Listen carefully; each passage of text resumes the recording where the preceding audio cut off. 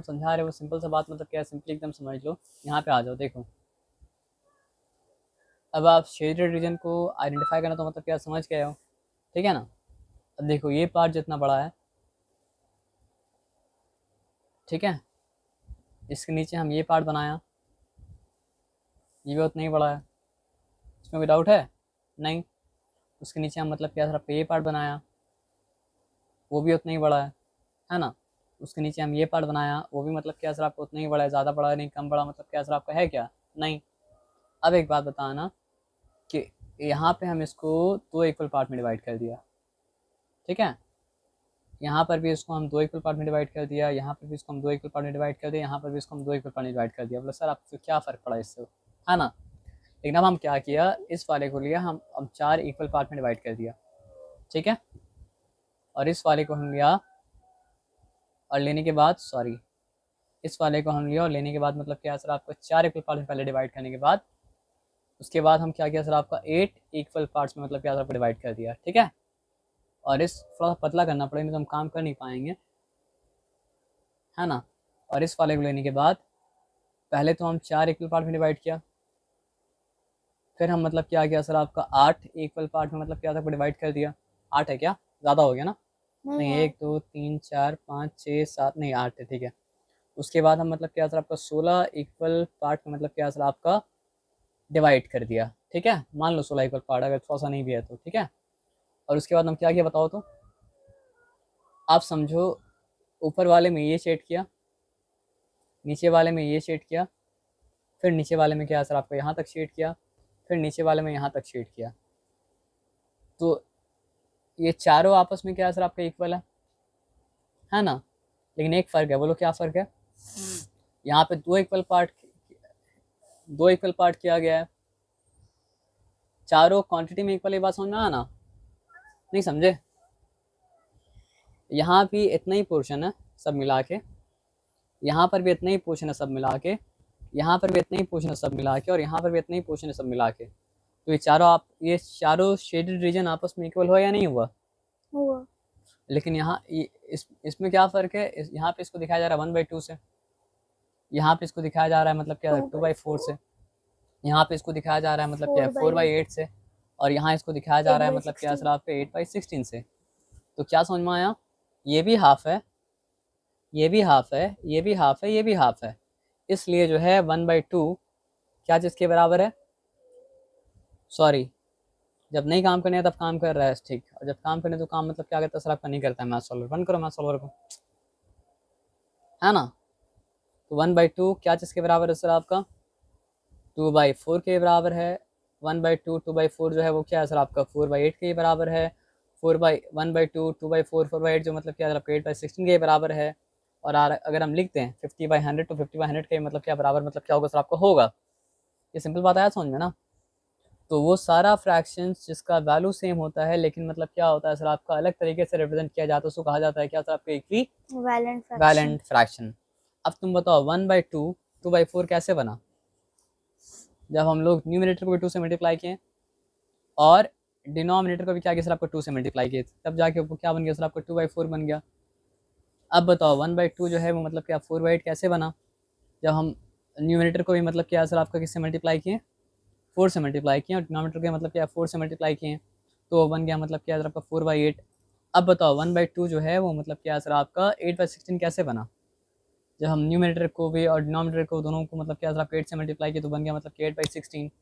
अब बताओ 1/4 जो है वो 1/2 जो है वो 50/100 कैसे बना।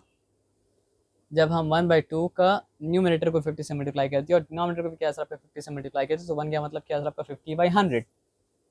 तो इसमें हम लोग एक कोड क्रैक किए। कोड क्या क्या क्रैक किया सर आपका कि जब भी न्यूमरेटर और डिनोमिनेटर दोनों को मतलब क्या सर आपका सेम नंबर से मल्टीप्लाई करते हैं तो हम लोग को जो मिलता है वो होता है मतलब क्या सर आपका इक्विवेलेंट फ्रैक्शन।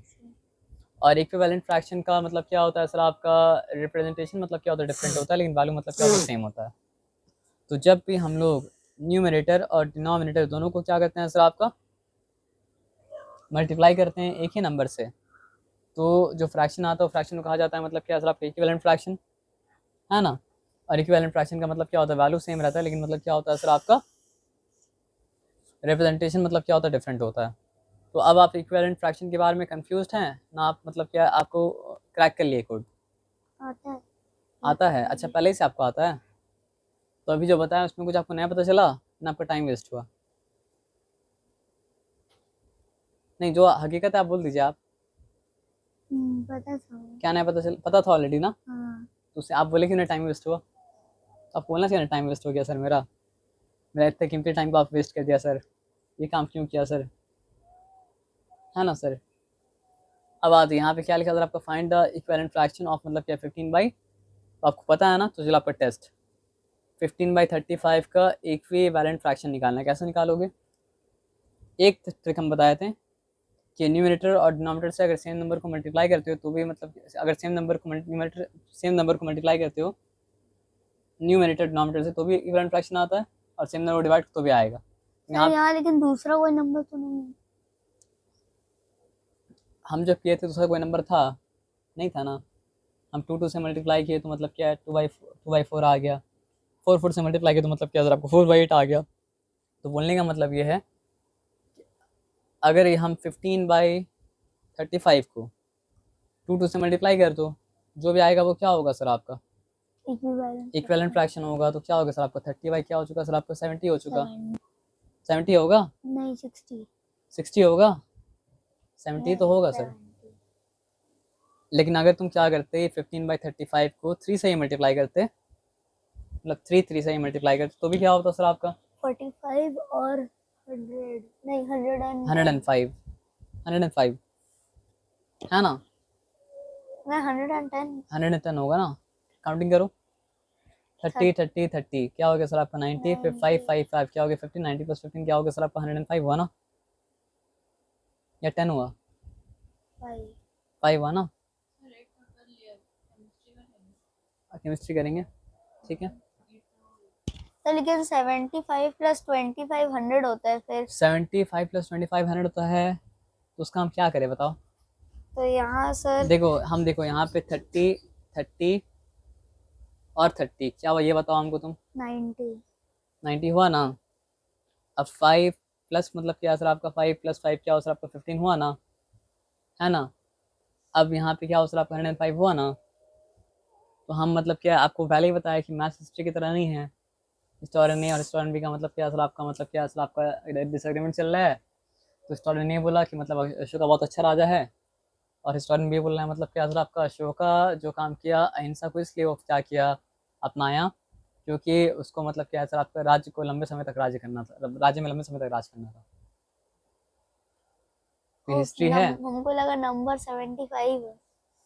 हिस्ट्री तो नहीं है मैथ्स, है ना? 70 है नंबर, है ना?